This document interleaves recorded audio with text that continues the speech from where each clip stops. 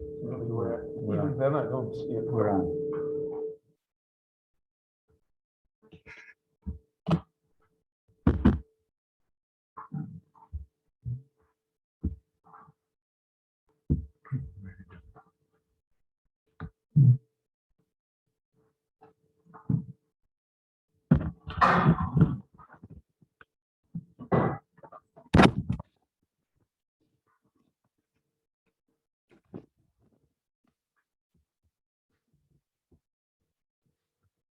Morning, everyone.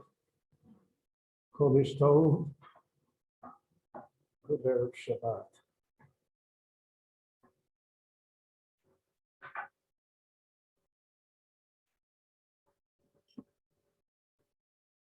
The Parsha of the week of Korach has a very special haftorah that goes with it. The haftorah is from the Navi Shmuel. And it's a somewhat parallel story. It's not exact, but there are echoes of the Moshe Rabbeinu story with the Shmuel Hanavi story. Shmuel Hanavi serves as the shofet, the leader of the Jewish people, for 49 years. From the time that he was 3 years old. He's in the house of Eli. He is raised to be the leader of the Jewish people. And out of all of the shoftim, we can say that he was the greatest of the shoftim. And the Tanakh itself accords him that status, the Moshe, the Aaron, the Choanov, Shmuel, the Koreh Shmo. That to a certain extent we can compare Shmuel HaNavi to Moshe Rabbeinu and Aaron HaKohen. So we're talking about one of the great figures in the history of the Jewish people.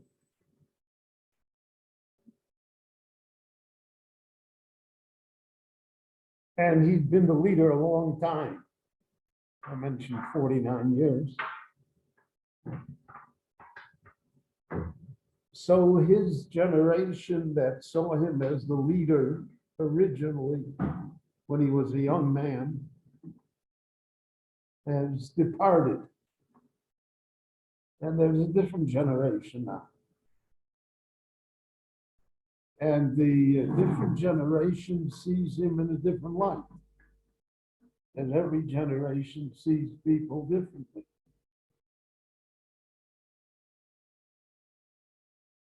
And people therefore come to him and say that he should retire. He should leave. And they say, we want to have a king. We want to have a different system of government than the one that pertained until now. So until now, it was the autocracy of Moshe and Yoshua, and then there were 350 years about of Shoftim, and it was the authority was divided amongst different tribes. And we don't want that anymore. We want to have a melech. And they said, Kechol HaGoyim, like other nations have. We're not satisfied with you. Now, in essence, that's the rebellion of Korah against Moshe.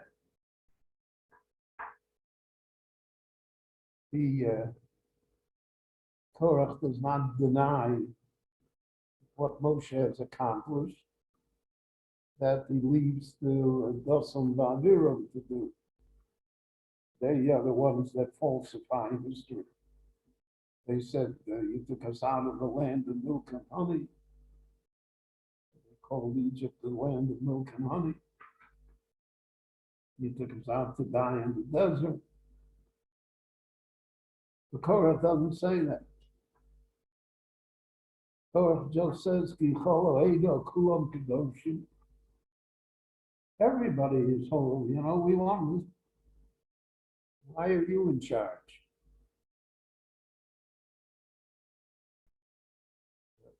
In fact, he creates all of the slogans of democracy throughout the ages.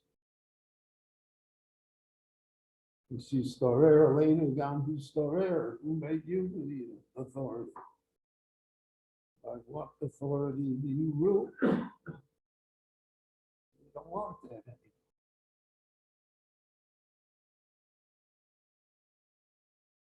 So that's the challenge to Moshe. That's the challenge to Shmuel. Now, the story with Shmuel is different because there's a mitzvah in the Torah. Shalosh mitzvos nitztavu Yisrael l'chnisosam la'aretz. There were three special tasks that the Jewish people had to accomplish when they came to the land of Israel. So one was to destroy Amalek. The second was to build the Beit HaMikdash. And the third one was to create a monarchy, a king. So the Torah, so to speak, gives its approval. It's imprimatur that a king should be appointed. So Tosim Alecha Melech.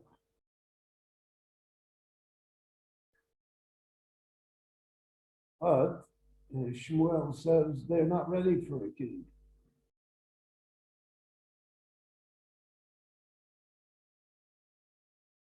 Just as in the time of Shmuel, he said they're not ready yet for the Beit HaMikdash. Just as in the time of Shmuel, they did not destroy Amalek yet.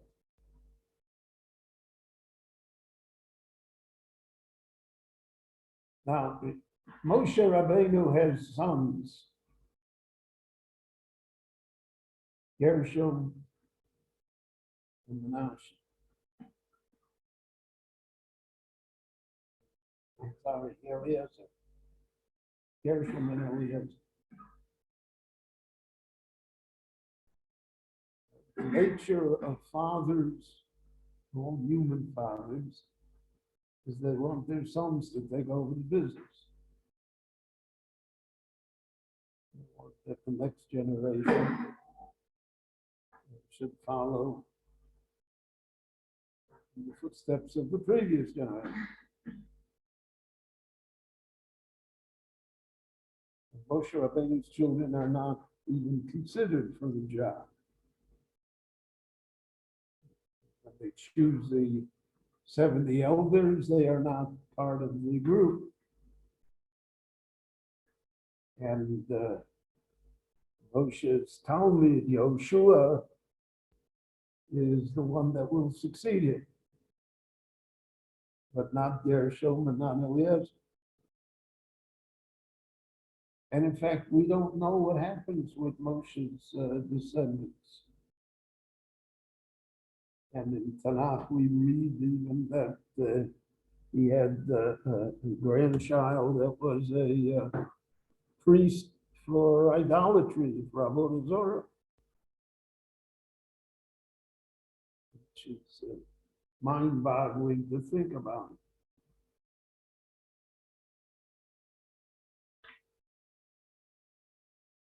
And Moshe, according to Medvish, the Medvish is the one that fleshes it out. You don't see it in the written Torah itself, but the Medvish is the one that provides the details. Moshe feels very badly that his children are not even considered. But there's a great debate in Jewish life.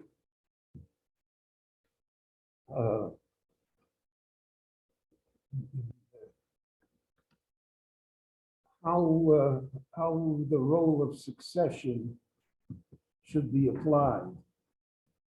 In other words, just because one's father was the Rav of the community, does that mean that the son should also become the Rav of the community?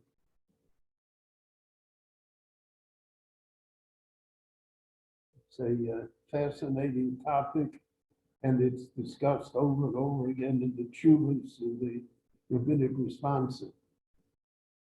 Of course, rabbis are not unbiased in this matter. And it was always a matter of tension between the rabbinic families and between the community leaders, so to speak. So for instance, there are two tshuvos in the Chatam Sofer, Rabbi Moshe Sofer. And one tshuva was written when he was yet younger. And the question was about the succession of a son to the father's rabbinic position. And in that tshuva, the Chatam Sofer was of the opinion that the son had no preference over anyone else. In other words, there's no chazakah, there's no implicit agreement that it's dynastic with that family. But that the community has the right to choose its rabbinic leader as it wishes, whoever that person may be. There's a second tshuva that's written 30 years later. And in that tshuva, he says there is dynasty. The son has the upper hand. So both tshuvas are printed in the Chatam Sofer. So we could say that they were different cases. In one case, perhaps he felt that the son was not that worthy. So he said the people could choose who they wish. In the other case, where he felt that the son was really the best candidate, so he expressed the opinion that he's entitled to. But in a broader sense, that's always a question. And the question happened in the Chatam Sofer's own family. The Chatam Sofer, Moshe Sofer, when he passed away, so his son, he was the Rav in Pressburg, it's today's Bratislava, the capital of Slovakia. At that time, it was one of the 4 imperial cities of the Austro-Hungarian Empire. Vienna, Pressburg, and Budapest, and Prague. Those were the 4 imperial cities. So it was a great rabbinic position. So when he passed away, his son, the Ktav Sofer, of Avram Binyamin Sofer, became the Rav. So now you have 2 generations of the Sofers, the Schreibers. The Ktav Sofer passed away at a relatively young age, in his 50s. And he had a son. Well, the son was yet a very young man, was in his 20s. So the heads of the community said that Pressburg is such a prestigious rabbonis, we can't have such a young man be the rabbi here. So we will not take the son of the Ktav Sofer, but we'll look for a rabbi. And you can't make this stuff up. How stupid people can be. So the tryout was they invited different rabbis to come and eulogize the father, so that was the tryout. The family objected. The family said that the Rabbis belongs to the Sofer family, and that the young man is a great Talmid Chacham and a great person, and that he should be given the position. And the communal leaders didn't want to do it. So the family refused to allow the K'tam Sofer to be buried. And for a number of days, his body, so to speak, lay in state. They didn't do anything. They wouldn't allow the Chevra Kadisha to bury him. And the community was so frightened by this, because they were afraid that in heaven they would intercede now, things would happen, that they agreed and they elected the young man to be the Rav, the Shevet Sofer. And he was a great rabbi. And he continued the dynasty of the Shriners, which still exists until today in the Kirchberg Yeshiva in Yerushalayim. So here's a question of dynasty, right? And it remains until today. There are communities in America that were dynastic.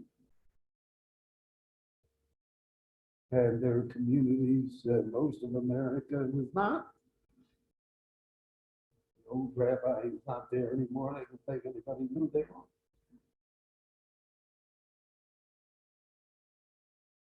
And because of all of this, we find it by Shmuel Hanavi also.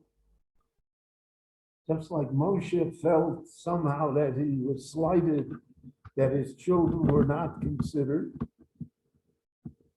well, so did Shmuel Hanavi. He says, "Ubonai eina imachem." My sons are here, and you don't want my sons. You're looking for a king. You're looking on the outside, looking for someone else. And what about my sons?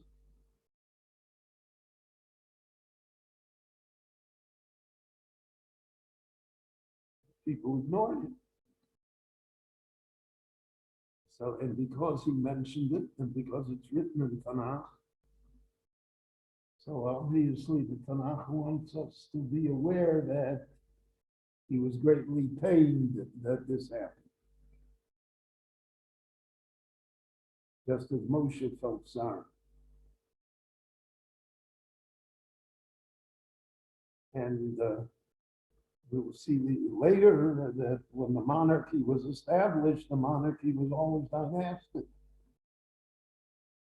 And it has remained, whatever vestiges of monarchy remain in the world today, you have to be related, it's dynastic.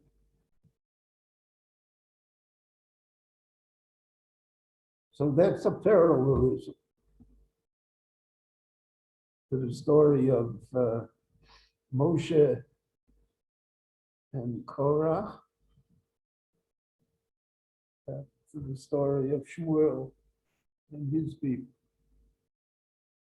There are other comparisons.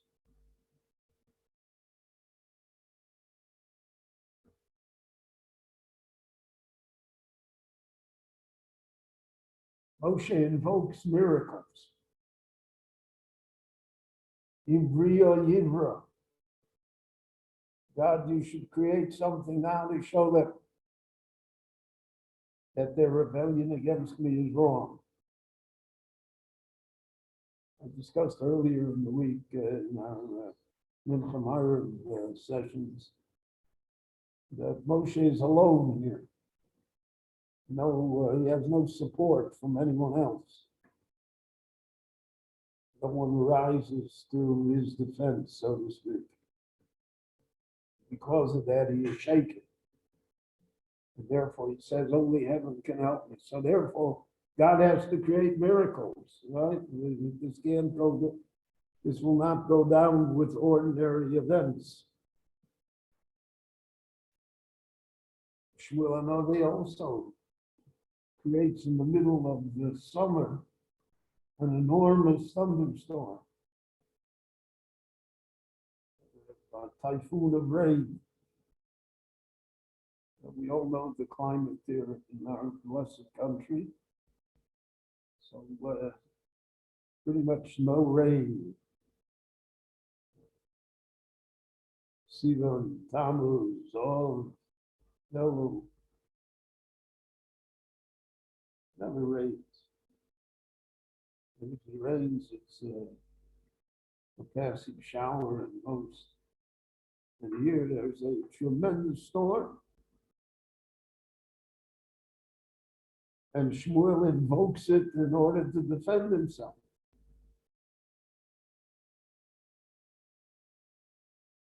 In order to show that the heaven is somehow disapproving of their request that they should have a king like all the goyim. Yeah. That's the sign. So he demands that miracle. But just as in the case of Moshe, eventually Yeshua will take over. So here too, the Lord tells Shmuel to find him a king, to look for a king. And the king that will turn up is Shaul, who is an unlikely king. Because I'll say, Ben Shona Shaul b'molcha. When Shaul became the king, he was 1 year old. But the Gemara says, obviously, that is not correct. Cannot take that literally that he was 1 year old. So the Gemara says, he was as free of sin as though he were a 1 year old child. So he was the most pious man. And he's of enormous stature, Shichmo V'Malo, tall, strong, charismatic. People will love him. But he doesn't want to be the king. There's a premonition that it won't turn out well.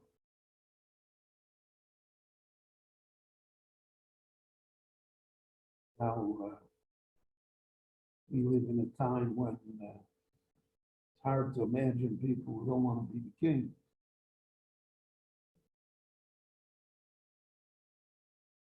But there are occasions like that. In the rabbinic world, I knew a number of people who were great, great rabbis who never undertook a major rabbinic position, even though it was offered to them. They didn't want it. They didn't want what goes with it. My father-in-law told me that he was a Rav in Lippe, in Lithuania. So he was a Rav in a little town that had 40 Jewish families. That was a rabbinic position. And he didn't want the position from the beginning, but he had to take it because of the fact that his father-in-law passed away, and the town was stuck without a rabbi before Pesach, and the Chofetz Chaim told him to go and take care of it. So anyway, he ended up So he told me many times, he said, he's a rabbi in the town with 40 families. He said, you have time to learn, you have time to write.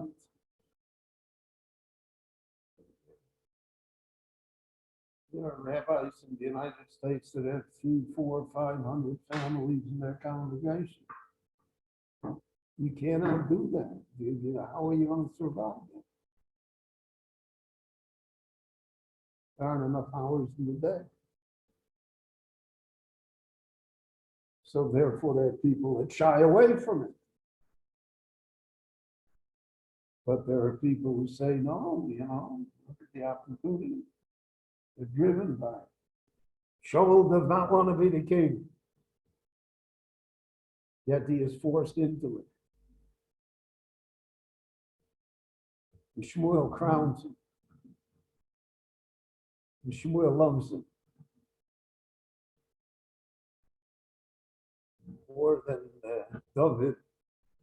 Shaul is the protege of Shmuel. And therefore, Shmuel is brokenhearted when Shaul, so to speak, fails the test. The story with Amalek. Shmuel is up all night weeping, praying.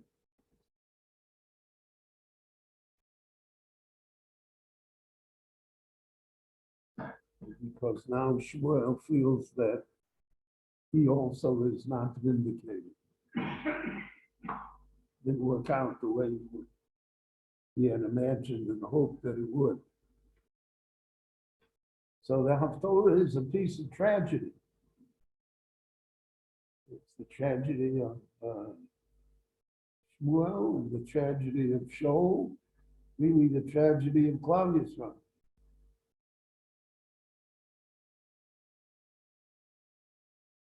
And it becomes,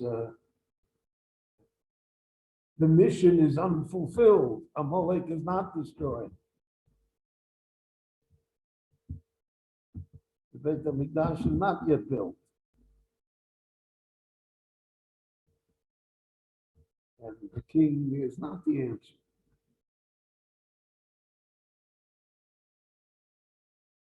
So with Moshe Rabbeinu also, it is unfulfilled. He's not going there to Israel.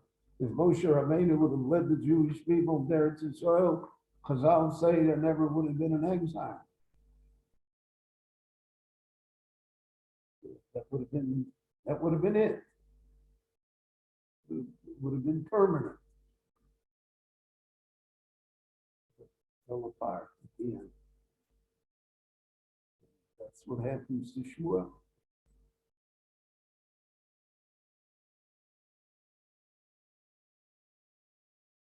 So in the Haftorah, we see the effect of the Parsha as well. Because what happens to Shmuel is implanted in the story by what happened to Moshe. One could say, for instance, if there would not have been a Korach, there would not have been a failure by Shmuel and Shaul as well. It's as though it's built into the history. These are the consequences. I always have thought that the Gemara teaches us that a person that's about tshuva becomes a different person, right? His past, so to speak, is erased. And the biggest Russia can become the biggest tzaddik.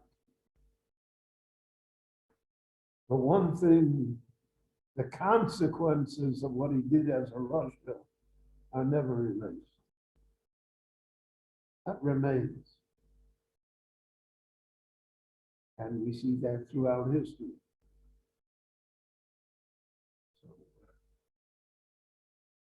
Therefore, the lessons become even more clear. Becomes very evident as to what happens. So we have to see the Haftorah in the light of the Parsha, and the Parsha in the light of the Haftorah. Put them both together and get a picture of leadership, of the disappointments of leadership, family, the disappointments of family, all the problems. And that, so to speak, the story always repeats itself, because the consequences of what happened are never erased. I want to thank you all for coming. And next Friday in Ritz Hashem, we'll also have the Shiur at 10 o'clock. Have a great Shabbat and a great Chodesh.